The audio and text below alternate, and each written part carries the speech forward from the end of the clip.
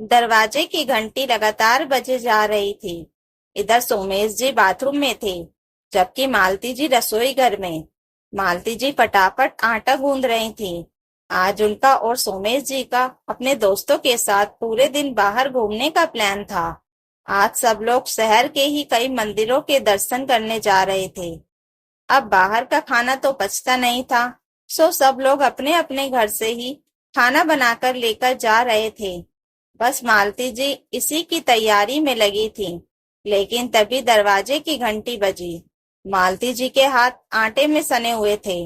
हाथ का आटा जैसे तैसे निकालकर जितनी फुर्ती से वो चल सकती थी, चलते हुए बाहर आई और आकर दरवाजा खोला तो सामने बेटी प्रीता, बेटा भावेश अपने परिवार के साथ खड़ा हुआ था। सबको अचानक एक साथ घर पर देखकर खुद मालती जी हैरान रह गईं। ना कोई सूचना, ना कुछ और। अचानक सब लोग एक साथ घर चले आए। उन्हें देखते ही मालती जी ने सवाल किया, अरे तुम लोग अचानक, कोई सूचना भी नहीं दी? अरे मम्मी, अपने ही घर आने की क्या सूचना देना, अपना घर है, जब चाहे तब आ जाओ। कहते हुए प्रीता बेफिक्री से उन्हें एक साइड कर खुद अंदर आ गई। उसके पीछे पीछे बाकी सब लोग भी आ गए और अंदर आते ही सोफे पर पसर गए। दोनों 8 वर्षीय पोते तो आते ही मोबाइल लेकर बैठ गए। ये देखकर मालती जी ने कहा, अरे पर खबर तो कर देते तुम लोग। अरे मम्मी जी, क्या आप भी एक ही बात लेकर बैठ गई हो? आप लोगों को ऐसा कौन सा काम होता है जो आपको पहले से खबर दें? काम तो हम लोगों के पास होता है। कैसे हम लोग टाइम निकालते हैं, हमारा ही जी जानता है। भावेश की पत्नी सुरभि ने कहा, अरे मम्मी, वैसे खुशबू बड़ी अच्छी आ रही है, क्या स्पेशल बना रही हो? अचानक भावेश ने सवाल किया। हाँ, ये बात तो है, खुशबू तो शानदार आ रही है। वैसे कुछ भी कहो, अपनी मम्मी के हाथ में जादू है। जरूर कुछ पकवान बना रही हैं मम्मी, प्रीता ने कहा। हाँ तो जो भी बना रही हो मम्मी, उसकी क्वांटिटी ज्यादा कर लो। आज हम पूरे दिन यहीं पर है, लंच डिनर सब यहीं करके जाएंगे। भाभी सस्ते हुए बोला। पर बेटा, आज तो हमारा बाहर जाने का प्रोग्राम था। अभी 2 घंटे बाद हम लोग यहाँ से रवाना हो जाएंगे, मालती जी ने कहा। क्या मम्मी, हम तो घर पर आए हैं और आप बाहर जाने की कह रही हो? आज का प्रोग्राम कैंसिल कर दो, प्रीता ने कहा। और क्या मम्मी, हमसे ज्यादा आपका बाहर घूमने का प्रोग्राम जरूरी है क्या? आखिर आपका परिवार है, आपकी पहली प्राथमिकता है। जब जल्दी से अपने हाथों से कुछ बना कर खिला दो, बहुत भूख लग रही है। हमने तो आज नाश्ता भी नहीं किया, सोचा आपके पास ही आकर करेंगे, भावेश ने कहा। सुनकर मालती जी कुछ कह नहीं पाई। मालती जी के 2 बच्चे थे, बड़ी बेटी प्रीता और छोटा बेटा भावेश। दोनों ही शादीशुदा थे और अपने अपने परिवार के साथ खुश थे, और दोनों ही इसी शहर में रहते थे।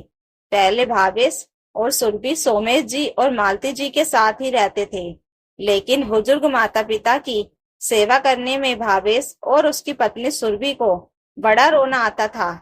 पर फिर भी दोनों जैसे तैसे रह रहे थे, क्योंकि बच्चे अभी छोटे थे। अभी बच्चों को संभालने के लिए उन्हें सोमेश जी और मालती जी की जरूरत थी। जब बच्चे 3 साल के हो गए और स्कूल जाने लगे, तब भावेश ने इसी शहर में अपना दूसरा मकान बना लिया और वहीं अपने बच्चों और पत्नी के साथ शिफ्ट हो गया, ये कहकर कि यहाँ से उनको ऑफिस दूर पड़ता है। हालांकि सोमेश जी और मालती जी सब जानते थे, इसलिए वो दोनों चुप रह गए। आखिर में घर का माहौल खराब करने से कोई फायदा नहीं। पर उनके दोनों बच्चों की ही बड़ी खराब आदत थी। उनका जब मन करता वो लोग यहाँ आ जाते, हालांकि इसके लिए कोई मना भी नहीं थी। बच्चे घर पर आए मिलने तो क्या बुराई है, लेकिन अपने हर काम फिर वो मालती जी से ही करवाते। उस दिन तो वो लोग बिस्तर या सोफे पर से उठते ही नहीं थे। सबके लिए हॉलिडे होता, लेकिन मालती जी का काम तो और बढ़ जाता। और सबसे बड़ी दिक्कत होती थी कि बिन बताए ही चले आते थे। कई बार उन लोगों के कारण सोमेश जी और मालती जी को अपने प्रोग्राम कैंसिल करने पड़े थे। अभी पिछली बार की ही बात है। सोमेश जी और मालती जी का अपने दोस्तों के साथ बाहर जाने का प्रोग्राम था। तब भी भावेश और प्रीता अचानक से घर पर आ गए थे और उन्हें अपना प्रोग्राम कैंसिल करना पड़ा था। उस दिन भी मालती जी सुबह से रसोई में अकेली लगी हुई थी। लेकिन मजाल है कि बहू तो छोड़ो, बेटी भी उठकर रसोई में आई हो।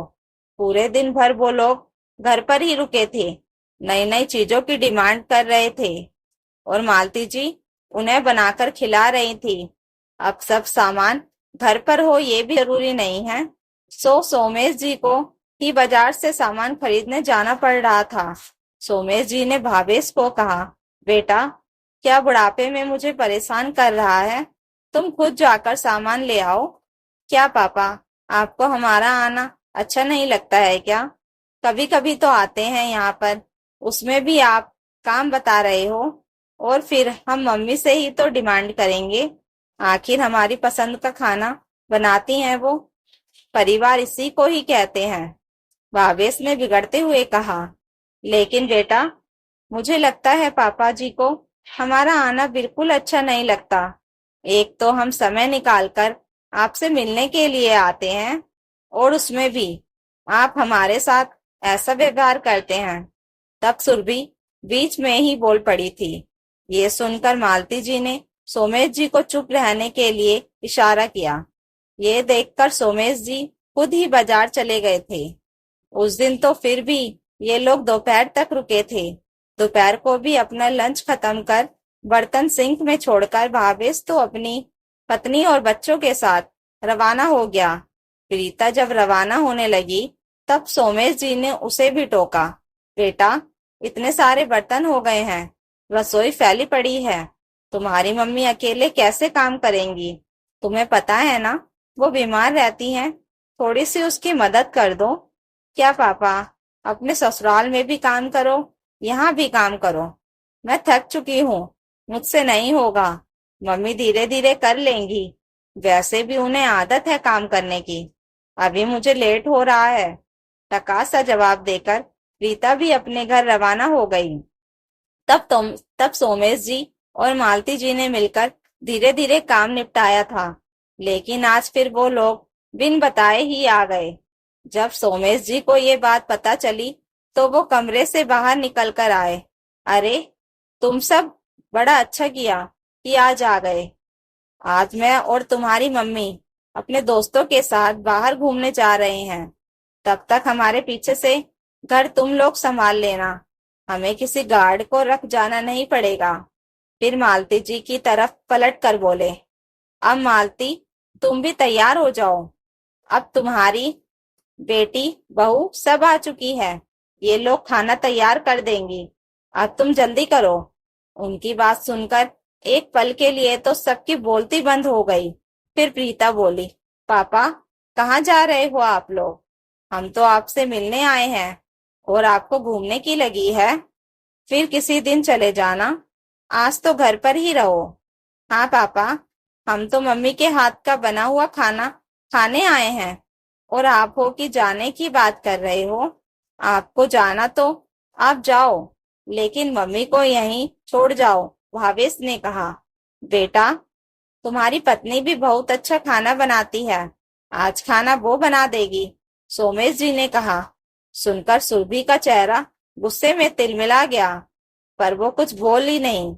यह देखकर भावेश बोला, क्या पापा, वो घर पर भी काम करे और फिर यहाँ भी आकर काम करे? उसे भी तो आराम चाहिए होता है। तो बेटा, ये तुम्हारे माँ बाप का घर है, कोई होटल नहीं है जहाँ तुम आराम करने के लिए आए हो। तुम्हारी मम्मी की उम्र तो देखो।